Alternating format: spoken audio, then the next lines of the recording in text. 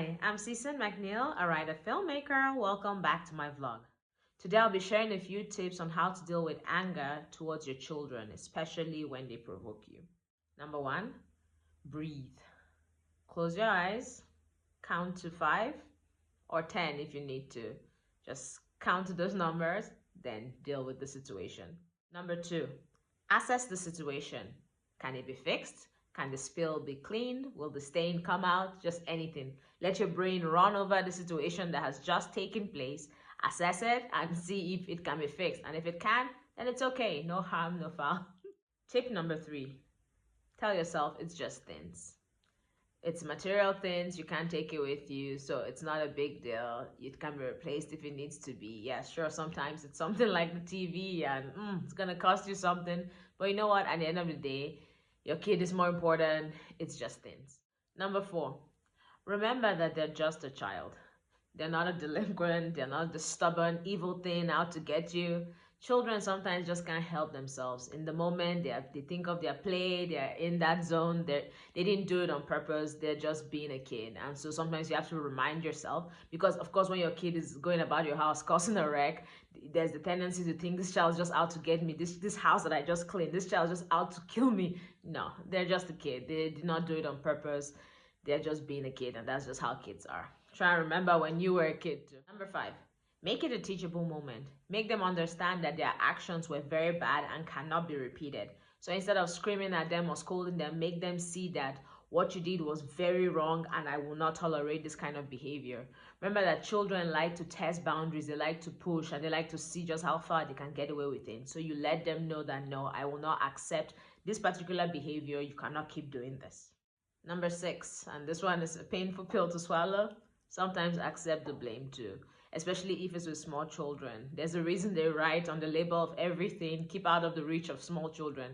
Sometimes you might just say, oh, I just put it on the table. Yeah, don't.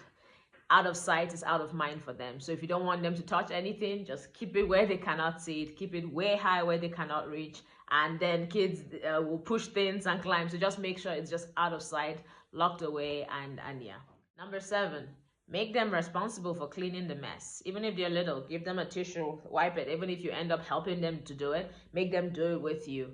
Recently, one of the kids spilled water all over the house. We mopped it together. I'm like, no, you show them that when you make mess, we clean it together. And then that way they won't keep making messes. Because every time if they make a mess and you clean it, then they would think it's okay to keep doing it. But when they do it and they see how hard it is to do it, then they'll be careful next time and not make so many messes.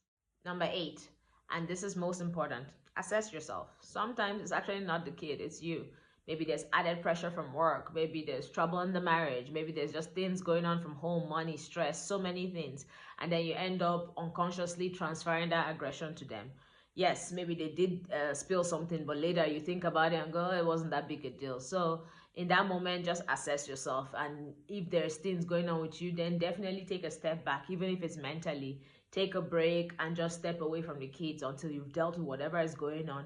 That way there will be no transference of aggression in the house. Very important note I must highlight. I do believe in discipline, in disciplining your kid. Nobody wants a spoiled brat. There's nothing more irritating than a rude, spoiled child. So yes, definitely discipline your kid. I'm just saying don't use anger to discipline them. Make sure every time you're disciplining your kid, you're rational, you've thought about it, you've analyzed the situation, and then if discipline is still necessary, go ahead. It's just in that moment, don't take all your anger out on them, don't take your frustrations on them. It's not fair, they're just a child at the end of the day. And plus, with those of us that were raised in with the kind of parents who were raised with, a lot of us, we talk about it. Our parents' generation weren't aware about these things and sometimes raised us that way. So it's our responsibility, this generation, to raise the future generation in a better way and not to use anger as part of the norm in raising children. So that's just my helpful tips. It's something I'm working on with myself, and I just thought it necessary to share to help others. So if you found it useful, give it a like and let me know what you think in the comments below. As always, please like and subscribe. Thank you to my new subscribers. My channel is growing and I'm grateful, so grateful. But of course, I'd like it to grow a lot more. So if you haven't subscribed, go ahead. What are you waiting for? And let me know if there are any other topics you want me to talk about. So see you in the next vlog. Bye.